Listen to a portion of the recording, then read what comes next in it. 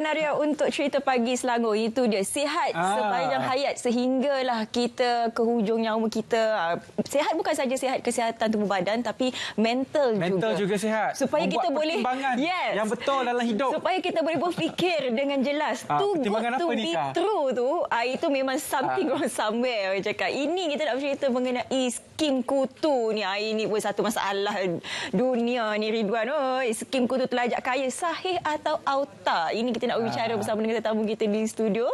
Hari ini kita bersama dengan Peguam Bela Encik Mahmud Jumaat, iaitu Peguam Bela dan Peguam Cara. Hari ini kita nak secara spesifiknya kita nak bercerita mengenai satu kes ini. Kutu sampai 4,000 lebih orang mangsa telah pun terpedaya. Tapi sebelum tu mungkin kita boleh perjelaskan juga kepada penonton Sawak Pagi Malaysia, skim kutu ini sistemnya bagaimana? Bagaimana operasi kutu yang sebetulnya? Okay, operasi sistem kutu yang kita biasa dengar dekat kutu-kutu orang kampung ni, contohnya lawan Ika saya. Kita nak buat simpanan sendiri, kita tak disiplin. So apa yang kita buat adalah kita minta, okay, Wan Ika, why not kita kumpul satu duit. Contohnya kita nak beli handphone lah, contoh harga 3,000. So kita ni student, kan, contoh and then saya kata kita letak seorang 1,000, saya 1,000, Wan 1,000, Ika 1,000. So bulan ni turn saya contoh, so saya dapat duit 3,000 tu saya beli handphone dulu. Bulan depan Wan pula, bulan satu lagi Ika pula. Itu standard kutu. Yang standard yang kita pakai sekarang. Jadi yang kini, yang jadi skamernya, jadi skim yang cepat kaya sangat tapi ni. Tapi sebelum tu, ada kutu yang kita buat 3 orang tu sah di sisi undang-undang? Okey, dia dalam kutu ni, dalam bawah akta kutu ni, dia tak ada satu kesalahan untuk player, tak ada satu kesalahan.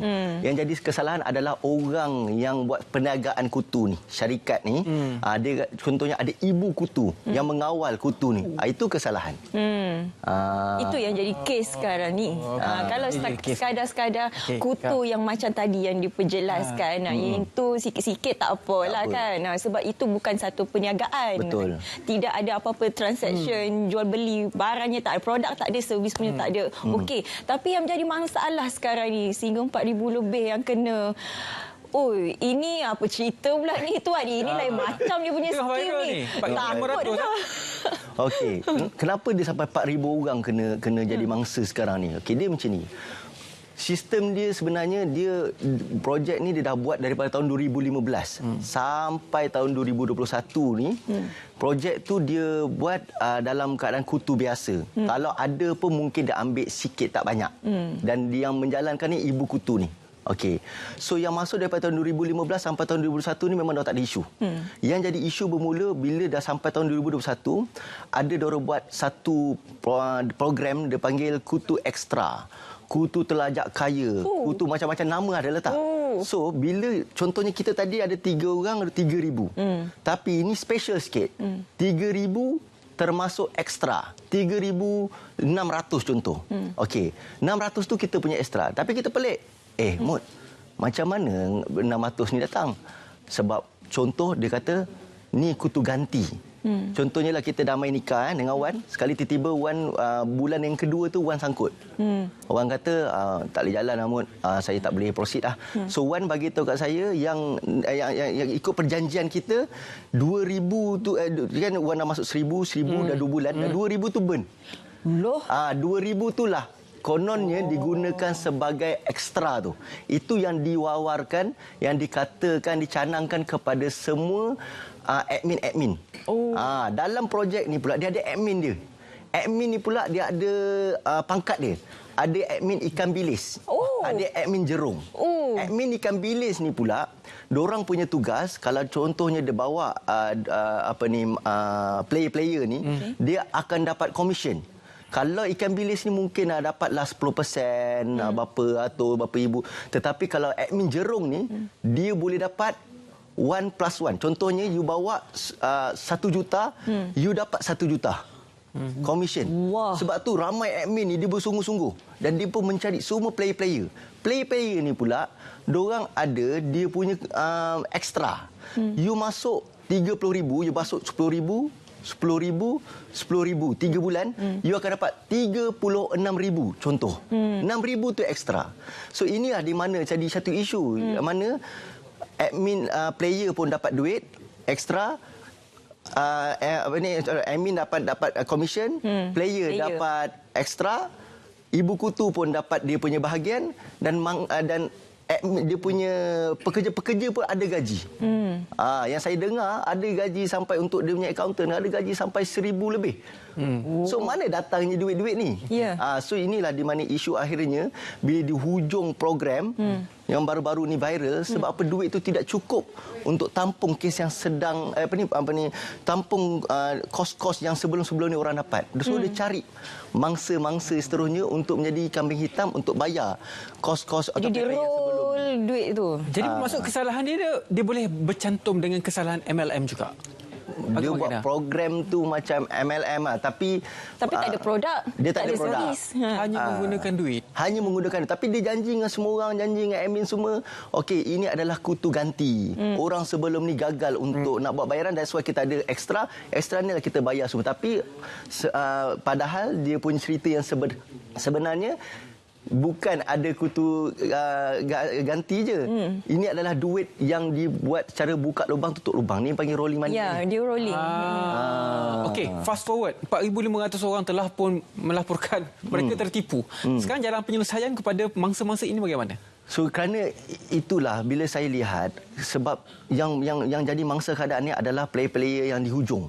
Yang memang tak dapat langsung dia punya bahagian.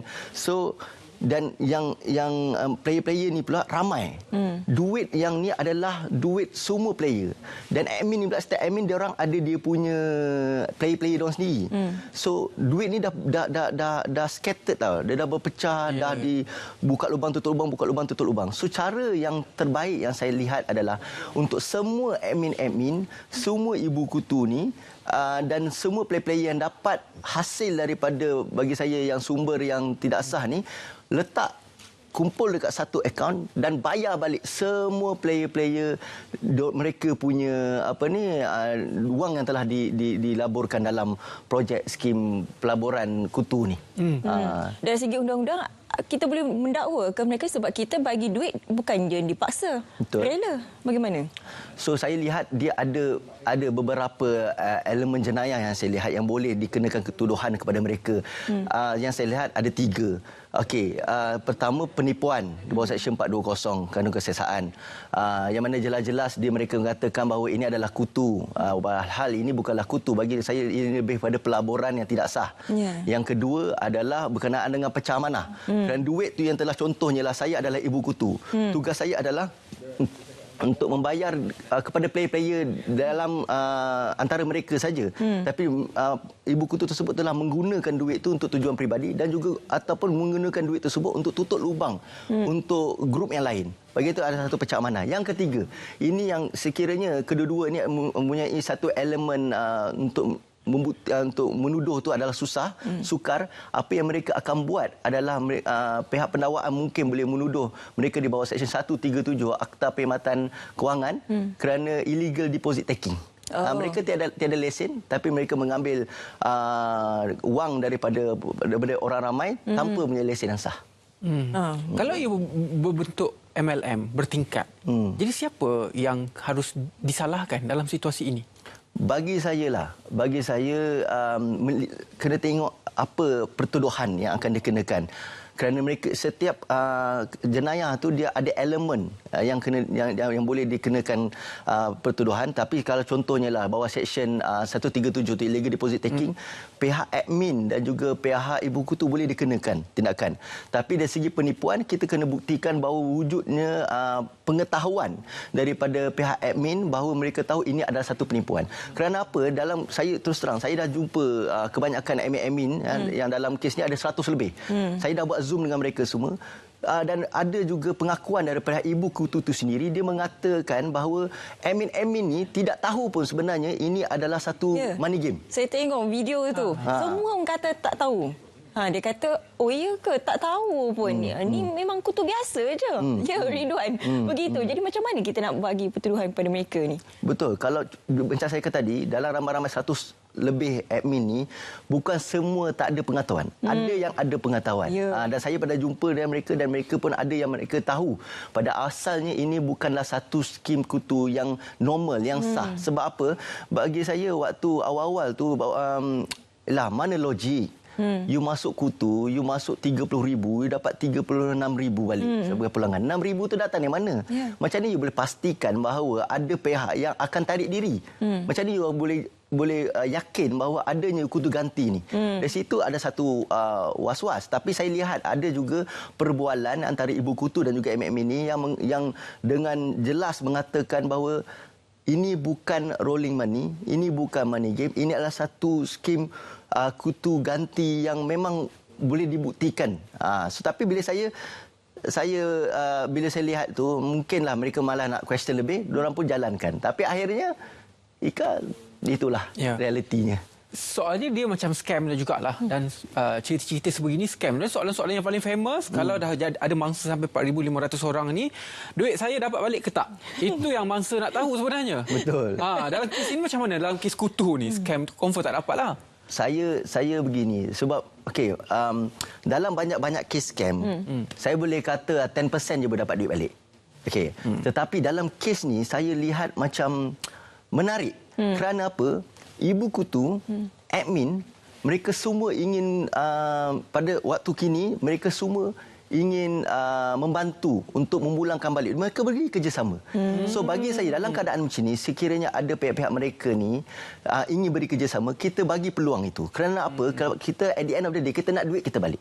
Tetapi sekiranya mereka gagal, mereka enggan untuk beri kerjasama, mereka hanya untuk nak nak drag the time, so kita akan ambil tindakan tegas dan kita pun sudah atur beberapa tindakan yang saya rasa wajar sekiranya pihak yang bertanggungjawab ini gagal untuk bekerjasama. Gagal satu hal, lari. Kebanyakan scammer tak jumpa sebab lari. Betul. Walaupun Malaysia kecil je, tak besar mana, hilang juga. Itu yang dirisaukan. Tapi itulah sebelum kita risaukan orang, kita risau juga kepada penonton. Kalau too good to be true tu memang kena fikir-fikir. Sebab sistem kutu yang asalnya, yang mak-mak kita main, kita pun kadang-kadang main tu biasa je. Kecil-kecil. Bagi 100, dapat 300, itu je 300. Kalau dapat lebih itu something wrong. Wrong somewhere. Kita dah masuk tahun 2023 kan. Jadi banyak juga kesedaran tentang scam, tentang jalan-jalan duit ini kita berikan kepada anda. Saya harap cukuplah untuk kita kongsikan pada hari ini. Banyak lagi sebenarnya, tapi itu juga masa yang kita ada. Terima kasih banyak-banyak kepada Tuan Peguam kita, Encik Mahmud Jumaat, iaitu Peguam Bela dan juga Peguam Cara, berkongsi kepada kita berkenaan dengan skim kutu terlajak kaya, sahih ataupun auta. Ini adalah perkara auta. Terjawab. Okey. Jadi kepada anda yang merasakan menjadi mangsa dalam skim ini atau kenal rakan-rakan, saudara mara yang terjebak dalam skim cepat kaya, skim kutu ini yang tak logik di akal ni, mungkin boleh terus saja berhubung dengan Tuan Peguam kita. Kan di bawah Tuan saja dah ada 4,500. 4,000 ya, bukan 45K, 4,500 lagi mangsa dan juga kes disebabkan skim kutu ini. Terima kasih banyak-banyak. Baik, kita nak berehat seketika.